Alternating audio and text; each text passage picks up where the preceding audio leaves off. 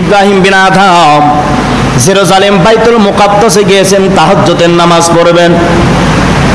তাহাজ্জুদের নামাজ পড়ার জন্য উনি রেডি হয়েছেন। এমন টাইমে লক্ষ্য করে দেখে নুরানি চেহারা, জীর্ণ শীর্ণ একজন ব্যক্তি সবুজ পোশাক পরে, মাথায় পাগড়ি বেঁধে, লম্বা লম্বা দাড়ি, 40 জন সহপাঠীকে নিয়ে জেরুজালেম বাইতুল মুকাদ্দাসে প্রবেশ করেছে। সুবহানাল্লাহ বলা যাবে। বাইতুল মুকাদ্দাসে প্রবেশ করার পরে 40 জন সঙ্গে নিয়ে আরেকজন 41 জন যিনি নেতৃত্ব দিচ্ছেন, উনি সবুজ পোশাক পরে জীর্ণ শীর্ণ একজন ব্যক্তি। শরীরের পোশাকটা হলো সুন্নত তরিকার, গেটার সুন্নত তরিকায়। ইনি প্রবেশ করলেন, সকলকে নিয়ে প্রবেশ করার পরে 2 রাকাত 4 রাকাত নফল নামাজ আদায় করলেন। নফল নামাজ আদায় করার পরে ইসলামের বাস্তব কাহিনী কিতাবটার মধ্যে ঘটনা তুলে ধরেছে। নফল নামাজ 4 রাকাত আদায় করার পরে ওই 41 জনের মধ্যে যিনি জীর্ণ শীর্ণ, সুন্দর গেটার, সুন্দর রাসূলের সুন্নত তরিকা দেখা যায়, ওই ব্যক্তিকে একজন প্রশ্ন করতেছে, ও আল্লাহর বান্দা, এই জেরুজালেম বাইতুল মুকাদ্দাসের মধ্যে এমন কোন মানুষ কি বর্তমানে আছে যে মানুষটা অন্তরে বড় ব্যথা, যেই মানুষটা অন্তরে বড় ব্যথা নিয়ে জীবন যাপন করতেছে, এমন মানুষ কি এই বাইতুল মুকাদ্দাস আল্লাহর ঘর মসজিদের মধ্যে আসেনি? প্রশ্ন করলে কিতাবের মধ্যে লেখে উনি যার কাছে প্রশ্ন করা হয়েছে উনি বলতেছেন, হ্যাঁ, এখানে একজন ব্যক্তি আছে যেই ব্যক্তির অন্তরে আদৌ শান্তি নাই, আদৌ শান্তি নাই।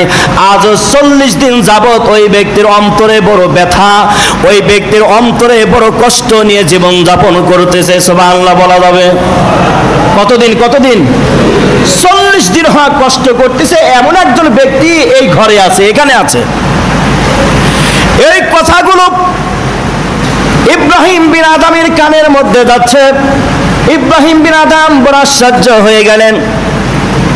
উনি দিন গুনা শুরু করলেন। দিন গুনতে গুনতে লক্ষ্য করে দেখে হযরত ইব্রাহিম বিন আদম উনি তো 40 দিন হয় বড় কষ্টের মধ্যে আছে, বড় কষ্টতে আছে।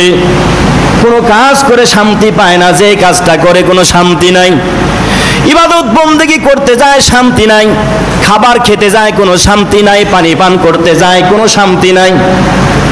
হযরত ইব্রাহিম বিন আদম সঙ্গে সঙ্গে বড় আশ্চর্য হয়ে ওই লোকটিকে জিজ্ঞাসা করলেন, কে হে আপনি, কি আপনার পরিচয়? আপনি যে বললেন 40 দিন একজন ব্যক্তি বড় কষ্টের মধ্যে আছে, উনি তো আর কেউ নয়, উনি তো আমি। তবে আমার কষ্টটা আপনি কি এভাবে বুঝতে পারলেন? সুবহানাল্লাহ বলবেন না?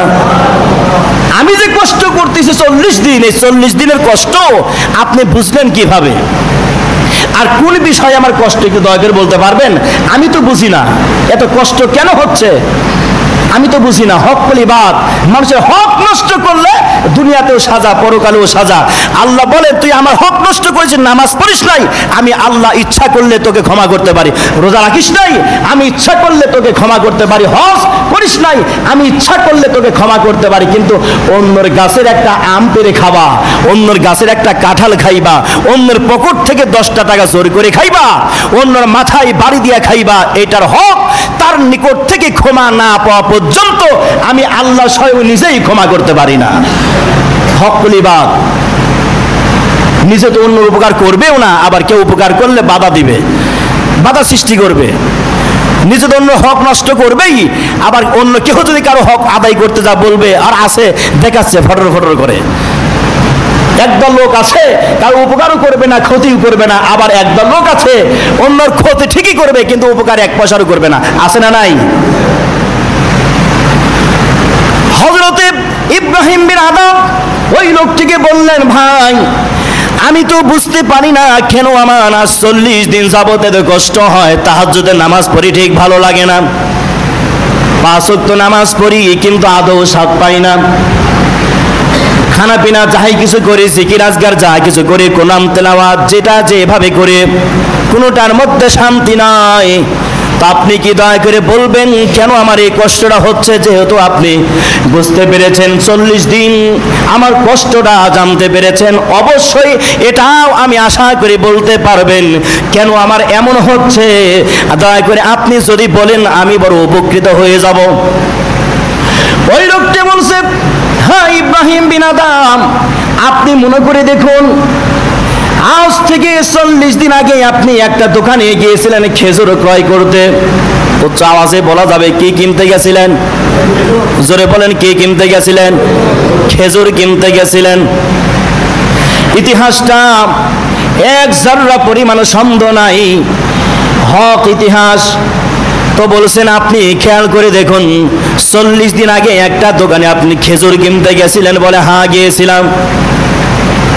এবার বলা হচ্ছে আপনি খেজুর কিনে চলে আসতেছেন, বলে এমন টাইমে নিচের দিকে তাকিয়ে দেখেন একটা খেজুর পড়ে আছে। বলে হ্যাঁ। বলে আপনি ওই খেজুরটা নিজের মনে করে উঠায় নিয়েছেন? বলে হ্যাঁ। বলে ওই খেজুরটা যে আপনি নিজের মনে করে উঠিয়ে নিয়েছেন আজ থেকে 40 দিন? কয় হয়। কয় ওই দিন থেকে নিয়ে আজ পর্যন্ত আপনার অন্তরে কোনো শান্তি নাই, কারণ জানেননি? বলে না, জানি না। ওই লোকটি বলছে, ও আল্লাহর গোলাম ইব্রাহিম, তুমি যে খেজুরটা নিজের মনে করে উঠিয়েছিলা ওই খেজুরটা আদৌ তোমার নয়, তোমারও নয়, ওই খেজুরটা ছিল অন্য ব্যক্তির। হে ইব্রাহিম, তুমি অন্যর খেজুর ভক্ষণ করেছো, যার কারণে তোমার অন্তরে শান্তি নাই, ইবাদতে শান্তি নাই, খানা পিনার শান্তি নাই, জিকির আজগারে শান্তি নাই, কোরআন তেলাওয়াতে শান্তি নাই, কোনোটাতে শান্তি নাই, কারণ অন্যর হক তোমার পেটে প্রবেশ করেছে।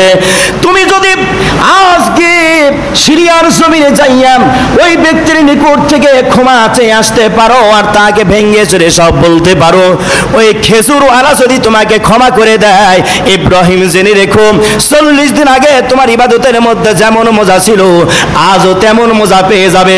40 দিন আগে তোমার যেমন মন মেজাজ ছিল, যেমন শান্তি ছিল, প্রশান্ত ছিল, আজও তুমি ঠিক তেমন পেয়ে যাবে।